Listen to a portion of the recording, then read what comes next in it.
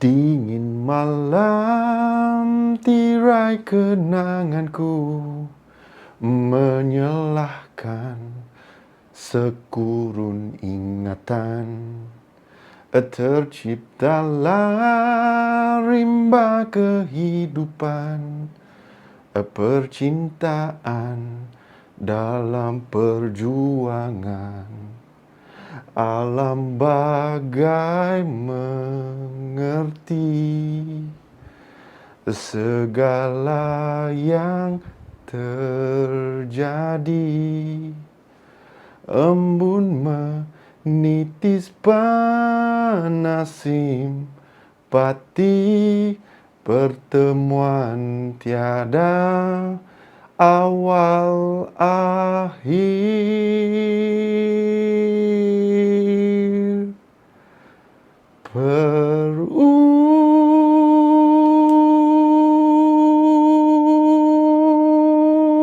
Perutusan berdarah ku terima, gugur kuntum di tengah halaman.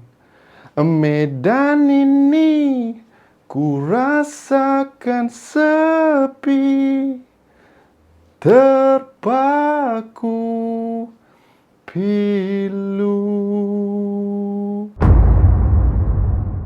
Assalamualaikum dan salam sejahtera aku ucapkan kepada korang semua yang sedang menonton Haze Shadows channel. Aku harap korang semua dalam keadaan baik-baik belaka. And kepada korang yang baru saja menemui channel aku mengucapkan selamat datang ke channel aku di mana aku berkongsikan dengan korang kisah-kisah seram, kisah misteri, kisah jenayah / kisah tragedi yang pernah berlaku atau bakal berlaku di dunia kita ini. Alright, seperti yang korang tahu tadi, pada awal video tadi aku dah menyanyikan sebuah lagu yang bertajuk Sri Kandi Cintaku. Ya ke? Sri Kandi Cintaku? Kejap. Aha, betul. Sri Kandi Cintaku yang dinyanyikan atau dipopularkan oleh kumpulan Bloodshed. Kemudian adalah beberapa artis yang pernah nyanyi, tapi versi yang aku nyanyikan tadi dibawakan oleh Mus dari kumpulan May. Sebab tu dia ada tarik lama perutusan tu. And lagu tu juga pernah didendangkan dalam satu movie yang bertajuk Hantu Kak Limah, yang ada kena-mengena dengan kisah yang bakal aku ceritakan pada malam ini. Dan kisah apa itu? Yes, so kalau korang mana yang pernah tengok cerita Hantu Kak Limah ni, dia ada insiden berkenaan dengan bunian. So, kisah yang aku bakal kongsikan dengan korang pada hari ini berkenaan seorang gadis yang dari kecil sampailah dia dewasa bermacam-macam, dia bukan gangguan, okeylah boleh dikatakan gangguan lah, tapi penampakan, lepas tu ada benda-benda pelik berlaku dekat dia. And even benda ni terbawa-bawa sampai ke mimpi dia tau. So kalau korang nak tahu kisah apa yang bakal aku kongsikan dengan korang pada hari ini, tanpa membuang masa, jom kita layan kisah misteri pada malam ini. Yes, bukan kisah seram, tapi kisah misteri. Alright, let's go.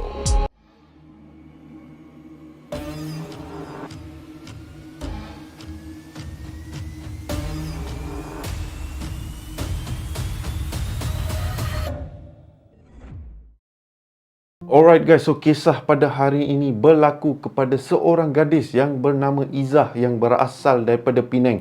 So kisah dia ni bermula ketika dia masih kecil lagi. Seelok-elok sahaja si Izzah ni dilahirkan. Mengikut kisah, bermacam-macam benda berlaku kepada si Izzah ni. Alright, and mengikut kisah yang diceritakan, si Izzah ni time dia kecil, time dia baby lagi, dia selalu ada masalah di mana dia sering kali suka menangis non-stop. Dia macam cerita Ahmad Albab tu, menangis. And ketika Izzah tak menangis adalah ketika dia tidur ataupun dia tengah menyusu. Time tu je lah Izzah tak menangis. Dan lepas tu dia non-stop asyik menangis sampai kedua ibu bapanya tak tahu nak buat apa dengan anak diorang tu. Alright, dah bawa pergi doktor cek tak ada apa-apa. Malah even berubat pun tak ada apa yang boleh detect lah apa yang tak kena dengan si Izzah ni. Bermacam-macam benda dah dilakukan di dalam rumah, dari segi bacaan ruqyah, dari segi bacaan ayat-ayat Al-Quran, semua benda kan, dibersihkan rumah kan, dipagarkan rumah, tapi still sentiasa ada masalah dengan si Izzah ni. Sampailah dia berumur 2 tahun ke 3 tahun macam tu, barulah keadaan boleh dikatakan senang untuk manage lah. Senang untuk manage macam tu, senang untuk dikawal. Okay, Tapi si Izzah ni, waktu dia masih kecil lagi, dia selalu dalam ketakutan tau. Tak tahu kenapa, kadang tiba-tiba dia akan lari kepada kedua ibu bapanya, kata ada orang yang sentiasa melihat dia atau sedang mengintai dia. And obviously kedua ibu bapa dia fikir, oh kot ada orang daripada luar lah yang mengintai kan. Bila diorang check kawasan halaman rumah, tak ada apa-apa dekat situ. Alright, and especially kejadian ni sering berlaku ketika lepas maghrib macam tu, lepas senja macam tu, ataupun pukul 12 malam ke atas. Bermacam-macam insiden lah. Izzah akan bangun tiba-tiba, pergi ke bilik ibu bapa dia, and kejutkan kata ada orang dekat luar. Tapi bila ibu bapanya keluar dan tengok, tiada sesiapa yang ada dekat situ. So benda ni berlarutan tau, sentiasa berlarutan. Sampailah si Izzah ni dah berumur 15 tahun, and ketika itu lagi pelik keadaan si Izzah ni. Sebab apa aku cakap pelik? Si Izzah ni akan selalu mengalami satu momen di mana sama ada dia akan masuk dalam keadaan histeria ataupun dia akan tertiba pingsan tak pasal-pasal. So dikatakan sebelum kejadian tersebut berlaku, dia ada petanda yang kira macam menandakan lah, okey, dia si Izzah ni sama ada akan histeria ataupun akan pingsan. So dikatakan kat tapak tangan dia akan menjadi merah macam merah darah macam tu, and tiba-tiba si Izzah ni akan jadi tak tentu hala tau. Dia akan jadi macam rasa berat, dia akan rasa panas, and then lepas itulah baru sama ada dia akan masuk dalam keadaan histeria ataupun dia akan pingsan sampailah keesokan harinya. So kedua ibu bapanya still tak dapat nak detect apa sebenarnya yang sedang berlaku kepada anak diorang ni. Okay, macam aku cakap tadi, diorang still cuba untuk bawa pergi berubat, tapi still tak boleh detect apa yang tak kena dengan si Izzah ni. So sampailah satu hari ni di mana si Izzah ni time tu dia tengah bawa motor. So tengah si Izzah bawa motor, ada rakan yang tumpang dia sekali. Alright, and time tu dah dekat-dekat dengan senja. Tapi si Izzah ni tahu tiap-tiap kali time nak senja ni, ibu bapa dia sering memberitahu si Izzah ni untuk pulang ke rumah sebab takut akan kejadian yang bakal berlaku dekat si Izzah. Tapi pada hari tersebut tak tahu macam mana si Izzah terlepas pandang, and then time tu dia tengok jam, and dia dah start kalang kabut dah. Dia bagi tahu rakan dia kena hantar dia cepat-cepat, and then dia nak kena balik kan. Tapi rakan dia tak tahulah apa kena mengena kan. Apa yang kecoh sangat sampai nak kena balik cepat. Tapi si Izzah cakap tak ada, aku takut mak bapak aku bising. So tu yang kena rush ni. So tak apalah. So rakan dia okey, memahami keadaan. So rakan dia pun naiklah atas motor dia, dan tengah membonceng lah dengan motor tu kan. So tengah bawa. Dan tertiba si Izzah terasa tangan belah kiri dia terasa macam hangat macam tu tau. And time tu si Izzah dah tahu benda tu bakal berlaku tak lama lagi. And apabila sambil dia bawa motor, dia tengok telapak tangan dia dah menjadi kemerah-merahan. And dia risau yang insiden tersebut akan berlaku bila-bila masa sahaja. So si Izzah ni bawa laju lah. Rakan dia, apa hal kau bawa laju ni? Relax lah. Kan nanti accident ke apa ke tak pasal-pasal. Namun disebabkan rakan si Fizzah ni tinggal jauh daripada rumah si Fizzah, apa yang si Fizzah buat adalah untuk pulang ke rumah dia dahulu. So rakan cakap, apa hal tiba-tiba balik rumah kau? Kenapa tak hantar aku dulu? Si Izzah cakap, tak apa, aku nak kena balik dulu, jumpa mak bapak aku dan tengok macam mana. So si Izzah pun pulanglah ke rumah dia. Apabila tiba di rumah si Izzah, mak bapak dia dah tunggu dekat luar dah. Tanyalah macam-macam soalan, kenapa lambat lah, apa semualah. So rakan dia cubalah untuk terangkan apa yang dah berlaku kan. Diorang ada tuition lah, apa semua benda lah. So selepas mendengar penjelasan daripada rakan si Izzah ni, ayah si Izzah akan menghantar rakan dia pulang and suruh Izzah masuk ke dalam rumah cepat-cepat. So Izzah pun masuk ke rumah. So apabila si Izzah dah masuk ke rumah, and time tu lah kejadian itu berlaku. Nasib baik kejadian tu berlaku dalam rumah. Kau bayangkan kalau kejadian tu berlaku time dia tengah bawa motor, settlement melayang motor tu kan. Dengan rakan-rakan sekali terbang melayang. So nasib baiklah benda tu berlaku dekat rumah. So apa yang berlaku pada hari itu adalah apabila si Izzah masuk ke rumah, jatuh rebah si Izzah ni. Sebab apa? Pengsan. Macam biasalah. Mak dia dah tahu dah. Okay? So mak dia dah cepat-cepat tangkap si Izzah ni and bawa masuk ke bilik. So selepas ayah si Izzah ni dah hantar rakannya pulang and balik ke rumah balik, so ayah si Izzah ni pun tengoklah keadaan Izzah terbaring di atas katil macam tu. And time tu lah mak Izzah ni bagi tahulah suami dia, kata, bang, kita dah tak boleh biar si Izzah ni macam ni. Dah lama sangat dah, dari time kecil sampai macam dah dewasa macam ni pun still bermacam-macam masalah. Kita kena cari jalan. Ayah kepada Izzah ni pun tak tahulah apa yang nak lakukan. Kata dah bermacam-macam cara kita dah buat, tapi still perkara tersebut terjadi dekat si Izzah ni. So kedua ibu bapa si Izzah ni macam butuh lah, tak tahu apa yang boleh diorang lakukan supaya Izzah ni tak ada mengalami benda-benda macam tu. Sampailah ibu kepada si Izzah ni bagi tahu suami dia, untuk panggil kakak dia, kakak Ibu Izzah ni, untuk datang ke rumah dan cek. Namun ayah si Izzah ni tak setuju. Sebab apa? Dia kata, oh, kakak you tu pelik-pelik lah. Kata ada macam-macam lah apa. Saya tak percaya lah dengan kakak kamu. Namun ibu si Izzah ni cakap, tak apa, kita kena panggil dia untuk datang cek kenapa si Izzah ni dalam keadaan macam ni. Okey, so sekadar perkongsian, kakak kepada ibu si Izzah ni, dia boleh dikatakan dia bukan nak kata bomoh ke apa lah, tapi dia senang senang kira kejap masuk, kejap keluar ke alam macam tu lah. Okey, mengikut kisah senang buat benda-benda macam tu lah. Okey, boleh interact dengan makhluk yang lagi satu. So, last lepas si isteri dah memujuk si suami ni berkali-kali, akhirnya ayah Izzah ni bersetuju untuk panggil kakak kepada ibu si Izzah ni. So, ibu Izzah pun call lah kakak dia, akan bagi tahu lah, okey, anak dia macam ni. Dan kakak dia baru cakap, baru sekarang kau nak bagi tahu aku. Dulu kau tak bagi tahu ke? Kakak kepada ibu Izzah ni dah tahu dah ada benda yang tak kena dengan si Izzah ni. So, akhirnya kakak kepada ibu si Izzah ni datanglah ke rumah dia. So, makcik kepada Izzah ceklah keadaan Izzah. Okay, kenapa dia macam ni, apa yang dah berlaku semua. And tanyalah kedua ibu bapa ni, dah lah berapa lama benda ni dah terjadi macam ni kan. So, ibu Izzah ni bagi tahu lah dari time dia kecil lagi actually. Dan selalu menangis, lepas tu bermimpi pelik-pelik, selalu nampak seperti ada orang, macam tu lah. Dan tiba-tiba kakak kepada ibu si Izzah ni bagi tahu, kau patut bagi tahu aku benda ni lama dah. Sebab apa? Kemungkinan besar benda yang terjadi kat Izzah adalah benda yang sama terjadi kepada aku, kata makcik si Izzah ni. So time tu ibu Izzah pun dah macam sudah. Dan sebab ibu Izzah tahu apa sebenarnya yang dah berlaku dekat kakak dia, which is kakak dia pernah diganggu oleh bunian. Alright, bukan nak kata macam gangguan teruk lah, tapi gangguan macam tu lah. Okay, kejap-kejap pingsan lah, histeria lah, mimpi pelik-pelik lah, semua benda lah. So time tu makcik Izzah pun macam just ada dekat kawasan situ nak tengok apa yang berlaku dekat Izzah. Okay, dia tak nak kejutkan ataupun dia tak nak apa kat si Izzah ni, dia just biarkan dia baring macam tu. Sampailah keesokan harinya, bila Izzah dah terjaga, and Izzah terkejut bila dia tengok makcik dia ada dekat situ. Makcik buat apa dekat sini kan? So, makcik si Izzah ni pun terangkan lah. Okay, makcik nak tengok keadaan awak, kenapa awak selalu pengsan lah, histeria lah, apalah semua kan. Macam bermacam-macam gangguan semua. Sebab itulah makcik datang nak tengok apa sebenarnya yang dah berlaku.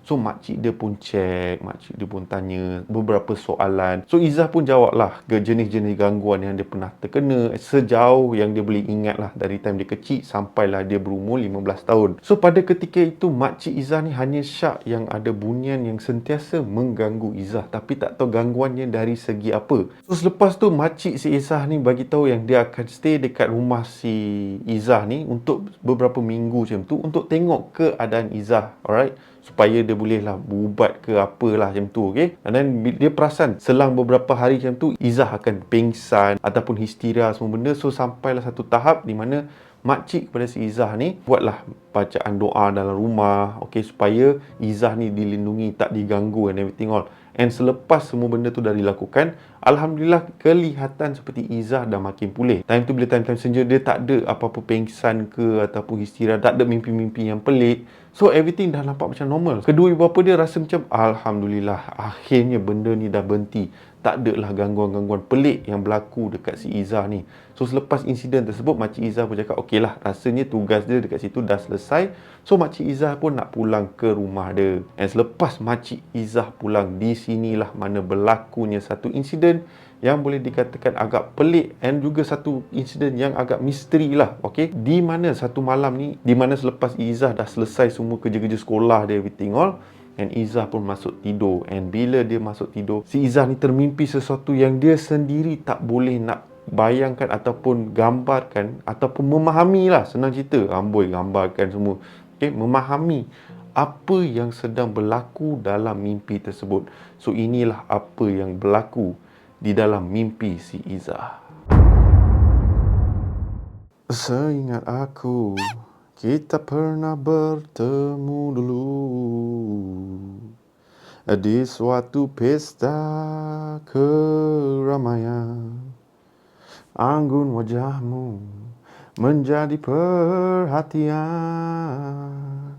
dan hatiku jua turut berkocakan bagai lena yang diulit mimpi bertemumu. Izzah, kau tak kenal siapa aku, Izzah. Akulah sering memerhatimu dari jauh dan sering datang kepadamu di dalam keadaan kamu bermimpi. Dan kau tahu tak, Izzah, aku hanya ada satu hajat yang aku nak tunaikan, iaitu menikahi engkau. Kau mungkin tak kenal aku, tapi aku dah kenal kau dari kecil lagi. Aku sentiasa memerhatimu. Dan walaupun nampak creepy sikit kan dengan binatang aku yang pelik ni, tapi inilah alam yang lain. Binatang macam ni pun nampak kecil, comel. Tapi apa yang aku tengah naik sebenarnya? Aku pun tak tahu. Kan? Tapi tahu benda ni boleh terbang kan? So Izzah, datanglah kepada aku. Aku hanya nak kau setuju je. Cara kau nak setuju senang. Bila kau bangun daripada mimpi kau hanya perlu cakap yes. Senang, simple, tak payah surat, tak payah apa. Cakap yes. And aku akan ambil kau pulang ke negara aku. Tempat situ aman, damai. Kau akan hidup dalam keadaan mewah. Dan kita semua dalam keadaan yang tenang. Tiada gangguan daripada apa-apa yang berlaku di dunia ini. So marilah Izzah, terimalah pinanganku ini. Kita berjumpa tak lama lagi. Aku balik dulu. Bye-bye. Bagai lena yang diulit. So itulah mimpi yang dialami oleh si Izzah ni. Didatangi oleh seorang jejaka yang tak tahu dari mana, naik menatang apa pun aku tak tahu, and dalam keadaan berhudi putih yang ingin memasuk minang si Izzah ni. So selepas tu Izzah pun bangun dalam keadaan yang terkejut sebab ini adalah mimpi dia yang pertama yang dia pernah nampak jejaka tersebut yang dia sendiri tak kenal, tapi mengikut jejaka dalam mimpi dia yang jejaka tersebut dah lama perhatikan si Izzah sejak dari kecil lagi. Dan sebab itulah dari kecil sampailah si Izzah ni berumur 15 tahun sentiasa mengalami insiden-insiden ataupun perkara-perkara yang aneh, mimpi-mimpi yang pelik yang dipikirkan oleh Izzah berpunca daripada lelaki ataupun jejaka tersebut. So ia menjadi satu tanda tanya lah buat si Izzah ni. Siapa lelaki tu? Kenapa lelaki tu tiba-tiba muncul dalam mimpi aku? And kenapa tiba-tiba nak masuk minang? Kan dia tak adalah si Izzah ni bangun terus cakap yes, pelik mat. Okay, so si Izzah ni pelik. Dia tak tahu apa yang nak dipikirkan. Dia terus bagi tahu kepada kedua ibu bapa dia yang di dalam mimpinya si Izzah didatangi oleh seorang lelaki atau seorang jejaka bernaik kuda ataupun entah apa yang tengah dia naik dan ingin meminang si Izzah. So ibu si Izzah ni terus panik, terus menggelabah, terus call makcik si Izzah ni untuk datang ke rumah dengan segeranya. And makcik si Izzah ni tanpa membuang masa terus sampai ke rumah si Izzah ni. And si Izzah pun menceritakanlah apa sebenarnya yang dah berlaku and apa yang dimimpikan oleh si Izzah. So selepas makcik dia dah mendengar, makcik dia pun ceritalah rupa-rupanya ia adalah insiden yang sama and berkemungkinan besar lelaki ataupun jejaka tersebut adalah orang yang sama yang datang ke mimpi makcik si Izzah. So macam aku cakap tadi, makcik si Izzah ni ada pengalaman. Dia pernah ada experience benda yang sama diketahui oleh ibu si Izzah ni. Dan disebabkan benda tu dirahsiakan sebegitu lama, makcik si Izzah ni pun tak tahu. And akhirnya apabila makcik si Izzah ni menceritakan kepada kedua ibu bapa si Izzah, ayah si Izzah ni macam tak percaya, menganggap cerita tu semua mengarut. Apa yang cerita pasal orang lelaki datang nak masuk minang lah dalam mimpi semua. Nak masuk minang datang tu dekat pintu. And then plus budak ni kecil lagi, 15 tahun, baru nak buat PMR. Apa benda nak masuk minang? Banyak benda lagi nak kena buat. Itulah fikir ayah si Izzah. Namun makcik si Izzah ni cakap ini tak ada kena-mengena dengan dunia yang kita hidup. Ini berkenaan dengan dunia yang lagi satu. So ayah si Izzah ni cakap dunia mana? Takkan dunia hantu kot. So makcik si Izzah ni cakap ini ada kena-mengena dengan dunia bunian. So ayah si Izzah ni pelik lah, apa benda ni? Macam tak masuk akal. So makcik si Izzah ni cakap benda-benda yang berkenaan dengan perkara-perkara yang misteri, perkara-perkara yang di dalam alam yang lagi satu, memang takkan masuk, tak boleh dipaham oleh akal fikiran kita. sebab itu adalah alam ghaib. Makcik si Izzah ni cubalah terang dekat ayah si Izzah ni. Dalam ayah si Izzah cakap, aku tak kisah, aku tak nak dengar apa-apa dah. Kau just try untuk ubatkan dia lah. Carilah jalan supaya si Izzah ni pulih. Tak adalah benda-benda pelik kan. Lelaki berkuda lah, apalah. Selalu ayah si Izzah ni pun keluar daripada rumah. So makcik si Izzah ni cubalah merubati si Izzah dengan cara-cara tertentu lah. Okay, yang mengikut kaedah Islam lah Okay, bukan tak ada kaedah-kaedah pelik ke pesong ke apa, tak ada, kaedah Islam. Alright. So try lah cuba untuk mengubati dia, untuk elokkan, dan then dikatakan untuk cuba membawa bincang dengan benda tersebut. So dalam kisah ni diceritakan yang bahawanya makcik si Izzah ni ada macam bercakap atau berkomunikasi dengan makhluk yang lagi satu tu. Alright, untuk cakap untuk jangan ganggu si Izzah, yang si Izzah ni tak boleh ada kena mengena dengan alam yang lagi satu, and alam lagi satu pun tak boleh ada kena mengena dengan alam kita, iaitu alam manusia. Okay, itu memang dari azali lagi. Okay, kita manusia dengan manusia saja. Yang geng-geng jin ni semua dengan geng-geng diorang je. So yang itulah yang cuba dipertekankan oleh makcik si Izzah. So selepas beberapa jam macam tu, lepas tu makcik si Izzah ni pun just relax keadaan, tenangkan keadaan, and just berharap yang tiada lagi insiden yang berlaku. So selepas selesai merubati si Izzah everything all, so makcik si Izzah ni berpesan kepada si Izzah, sekiranya kalau malam ni dia bermimpi didatangi oleh jejaka tersebut, jangan takut. Sebab apa? Kemungkinan kemunculan dia adalah untuk memberitahu sesuatu lah. Tak tahulah dia nak bagi tahu apa. Tapi sekiranya kalau dia datang, kalau dia tak datang, okey lah, bagus lah. Kira benda tu dah selesai lah. Tapi mengikut pengalaman yang dialami oleh si makcik Izzah ni, dia akan datang buat kali terakhir untuk memberitahu sesuatu. Tak tahulah apa yang dia nak bakal beritahu dekat si Izzah ni. So kemungkinan besar akan berlaku. So si Izzah ni pun rasa takut lah. So makcik si Izzah ni cakap jangan takut, sebelum tidur selawat, everything all, baca doa. InsyaAllah tiada apa benda yang akan berlaku kepada si Izzah. So si Izzah pun okey, fine. Dia terima segala nasihat yang diberikan oleh makciknya. Dan dia pun lepas tu masuklah ke bilik dia untuk tidur. And yes, seperti apa yang diberitahu oleh makcik Izzah, once si Izzah ni dah masuk tidur, dia termimpi benda yang sama, didatangi oleh jejaka yang sama. Tapi kali ni mesej yang diberikan oleh jejaka tersebut berlainan berbanding yang pertama tadi. So inilah apa yang diberitahu oleh jejaka tersebut. Pertama kali ku cinta, pertama kali ku diluka, kini aku menjadi tanda sebuah kubur cinta. Oh, Izzah, nampaknya jodoh tak berpihak ke diri kita. Aku telah didatangi oleh makcik kau dan aku menghormati dia, dan aku tidak mahu benda yang tidak elok berlaku antara kita berdua. Aku minta maaf atas segala gangguan yang telah aku lakukan kepada kamu sejak dari kecil lagi. Tapi niat aku hanyalah untuk menikahi kau. Namun seperti aku cakapkan, jodoh tak berpihak pada kita. So mulai pada hari ini, aku tidak akan mengganggu hidup kau lagi. Dan aku minta maaf atas segala yang telah berlaku. Anggaplah perjumpaan ini adalah perjumpaan yang kali terakhir aku muncul di hidup kamu, wahai si Izzah. Dan sekali lagi, aku mohon ampun kepada kau atas segala gangguan yang telah berlaku kepada kau sejak kau kecil lagi. Lalu, aku menaiki kuda aku ni yang comel dan pulang ke duniaku. Sehingga kita berjumpa lagi, wahai si Izzah. Ciao.